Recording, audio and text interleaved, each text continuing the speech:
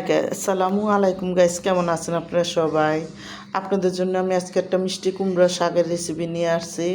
মাছের মাথা দিয়ে আজকে এই শাকটা রান্না করবো। প্রথম দেখুন এখানে আধা কাপের কম একটু তেল দিয়ে দিছি, আর আধা কাপের বেশি একটু পেঁয়াজ দিয়ে দিছি। পেঁয়াজটা দিয়া তেলের সাথে ভালো করে একটু পেঁয়াজটা লাড়াচাড়া দিব। পেঁয়াজটা হালকা একটু সুন্দর করে লাল করে নেব, বেশি না হালকা। তো পেঁয়াজটা যখন হালকা লাল লাল হয়ে আইব, এখানে কিন্তু আমি দেখুন 2 চামচের মতন আদা রসুন বাটা দিয়ে দিলাম ছোটো চামচে। আর এখানে এখন মশলা দিয়ে দিব।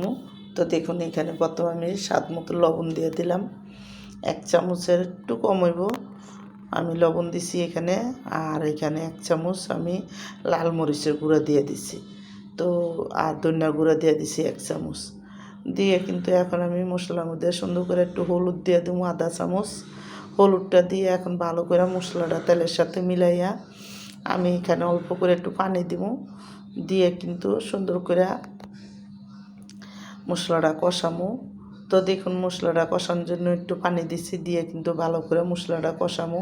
আমি আজকে শোল মাছ দিয়ে এই মিষ্টি কুমড়া শাকের রেসিপিটা রান্না করবো। তো দেখুন এখানে সুন্দর করে যখন মশলাটা কষানো হয়ে যাব, আমি কিন্তু দেখুন শোল মাছটি কাটটা ধুইয়া সুন্দর করে তারপরে এখানে দিয়ে দিলাম। তো শোল মাছটি দিয়ে আমি একটু কষায় নেবো মাছটা, অল্প একটু পানি দিয়ে মাছটা ভালো করে একটু কষায় নেব। তো মাছটা যখন কষানো হয়ে যাব, তারপরে কিন্তু দেখুন মাছটারে উঠায় নেব। তো মাছটা কষানো হয়ে গেছে, এখন মাছটা আমি সুন্দর করে মশলার থেকে উঠাইয়া আলাদা একটা ইয়াতে নিতে সিনাইলে ভাঙ্গিয়া যাব। তো নিয়ে তারপরে কিন্তু এখানে মশলাটার ভিতরে এখন আমি মিষ্টি কুমড়া শাকটা দিয়ে দেবো। তো এখানে শাকের লগে আমি 2টা আলু দিছি, ছোটো 2টা আলু দিছি, দিয়ে কিন্তু দেখুন শাকটি দিয়ে দিলাম।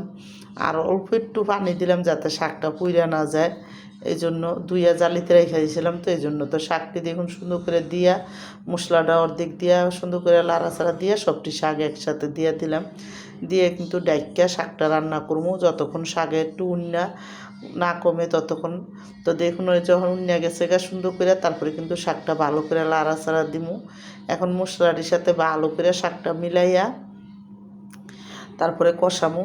তো শাকটা একটু কষাইয়া তারপরে কিন্তু আমি দেখুন এখানে শাকের ভিতরে দিম। তো শাকটা লাড়া দিয়ে আবার একটু ডেকাইছি, তারপরে দেখুন মাছটি দিয়ে দিলাম, ধনিয়া পাতা দিয়ে দিলাম। তো আমার এই মিষ্টি কুমড়া শাকের রেসিপিটা যাদের পছন্দ তারা লাইক সাবস্ক্রাইব দিন, প্লিজ আমার ভিডিওটা বেশি বেশি শেয়ার করে দিন আর সাবস্ক্রাইব করে দিন। আর এইভাবে একবার হলো মিষ্টি কুমড়া শাক রান্না করে খেয়ে দেখেন, অনেকই মজা লাগে। তো দেখুন এদিকে আমার শাকটা কিন্তু ধনিয়া পাতা দিয়ে ভালো করে লাড়াচাড়া দিয়ে তারপরে কিন্তু দেখুন শাকটা যখন হয়ে যাব তারপরে নামাই দেবো। তো এদিকে দেখুন ভালো করে একটু মিলাই দিছি, আমার কিন্তু শাক রান্নাটা